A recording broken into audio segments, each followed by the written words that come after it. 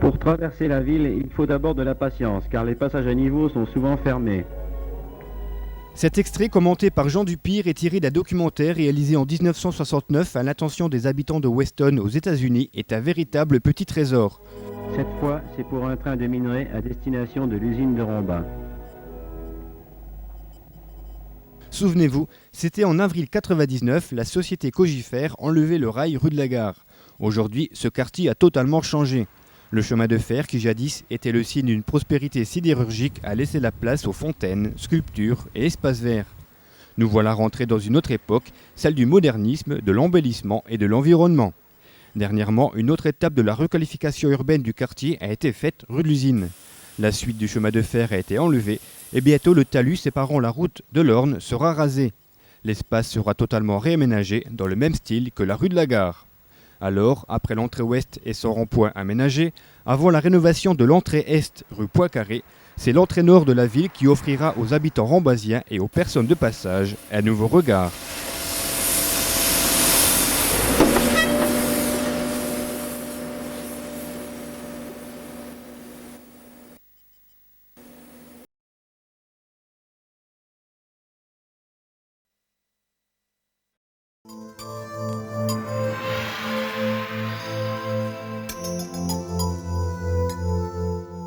Juillet 98, dernière coulée provenant des hauts fourneaux de Romba.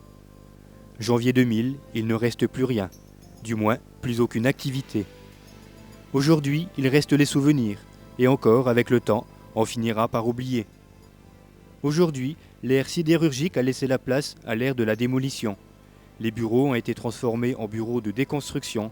Les pelles mécaniques ont remplacé les camions de minerai. Lundi 10 janvier, les responsables de la déconstruction du site avaient prévu la démolition de l'aéro-réfrigérant servant au refroidissement de l'eau provenant des hauts fourneaux. À leur hache, tout était prêt. 25 kg d'explosifs placés à la circonférence de ce colosse de la sidérurgie.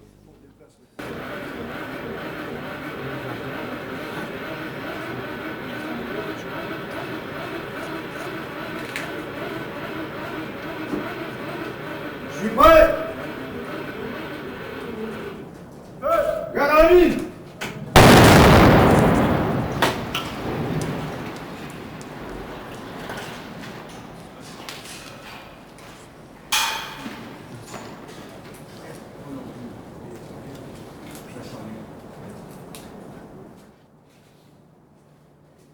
Signe du destin ou dernier sursaut d'orgueil, le monstre, comme l'appellent les habitués, n'est pas tombé.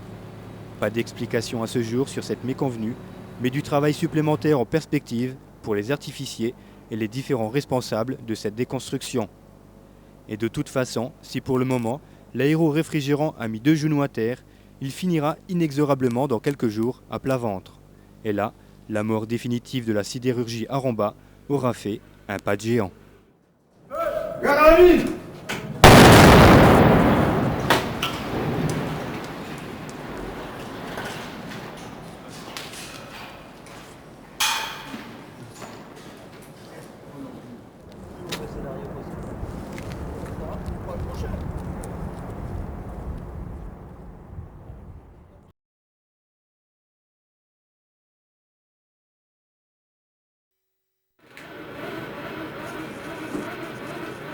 Je suis prêt.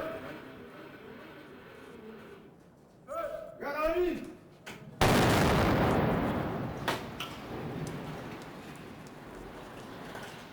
C'était le 10 janvier 2000, premier essai du dynamitage de l'aéro-réfrigérant servant au refroidissement de l'eau provenant des hauts fourneaux de Romba. Premier essai, échec total.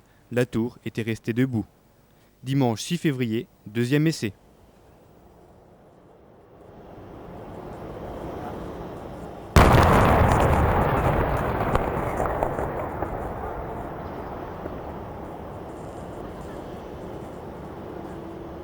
Près de 70 kg de dynamite sont finalement venus à bout de ce colosse. Une partie de l'aire sidérurgique va donc de disparaître en quelques secondes avant la démolition complète du reste du site de Solac et notamment des 2 derniers hauts fourneaux. Une démolition confiée à l'entreprise Etyp.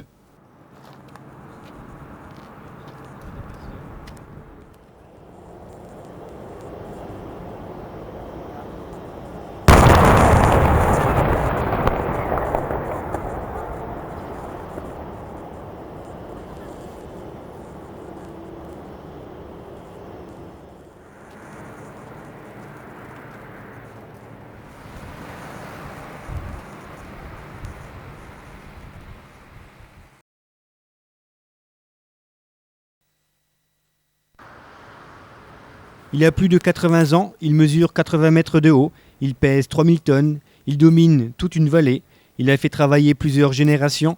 Son dernier souffle remonte en mars 98, son nom, le R7, l'un des 2 derniers hauts fourneaux encore debout sur le site d'Unimétal de Romba.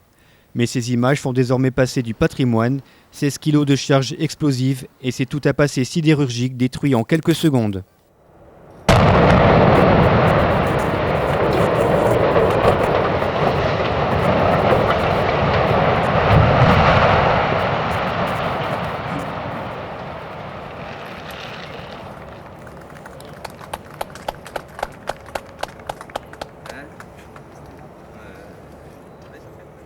Le haut fourneau a donc été dynamité mardi à 11h58. Tout le site avait été bouclé, les responsables de cette déconstruction étaient présents et tout le monde voulait immortaliser ce moment unique. En quelques secondes, le monstre d'acier s'est couché, tirant ainsi une dernière révérence en signe d'adieu. Et comble de malchance, lui qui pendant près d'un siècle a permis la fusion et la réduction de minerais de fer, ce n'est qu'aujourd'hui qu'un amas de ferraille, bon pour être réduit en fonte. C'est une nouvelle page qui vient d'être tournée avant la fermeture complète du livre au printemps prochain avec le dynamitage du dernier haut fourneau, le R5.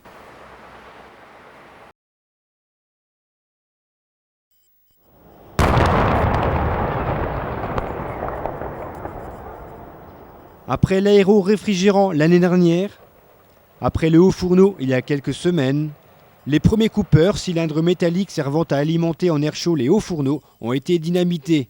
Le dernier en date, le numéro 2, s'est couché à jamais, mardi à midi.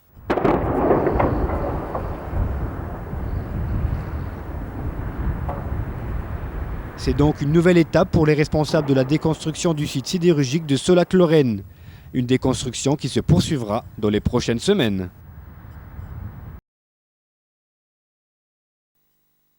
Il n'en restait plus qu'un, mais depuis lundi à 11h55 précise, le haut fourneau numéro 5, dernier monstre d'acier encore debout sur le site de Sollac-Lorraine, a été dynamité.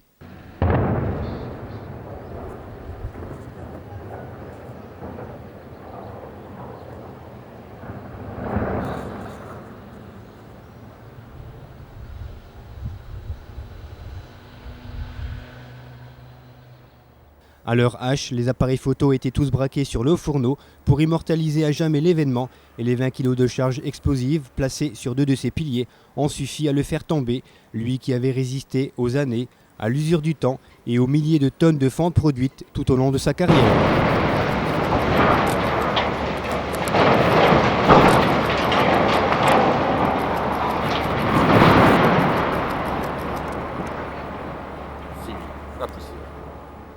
Ce gigantesque ouvrage de 65 mètres de hauteur, d'une section de 15 mètres par 15 mètres sur sa base et d'un poids de 2000 tonnes, a permis à plusieurs générations d'ouvriers de travailler et d'être à la pointe de la sidérurgie lorraine.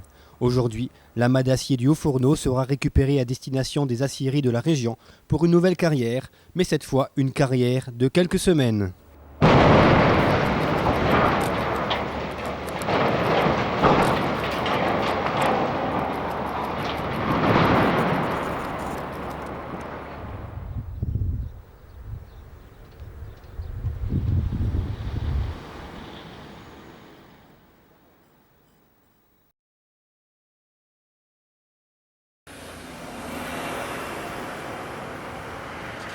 La démolition du site sidérurgique de Sollac-Romba se poursuit inexorablement. Après le dynamitage des 2 derniers hauts fourneaux il y a quelques mois, lundi, il s'agissait d'une des cheminées servant à l'évacuation des gaz provenant des coupeurs. Et comme à chaque fois, les anciens sidérurgiques et nostalgiques étaient présents pour immortaliser ce moment sur pellicule. D'une hauteur de 65 mètres, d'un diamètre de 6 mètres à sa base et d'un poids de 1000 tonnes, la cheminée est tombée à 12h15 précise.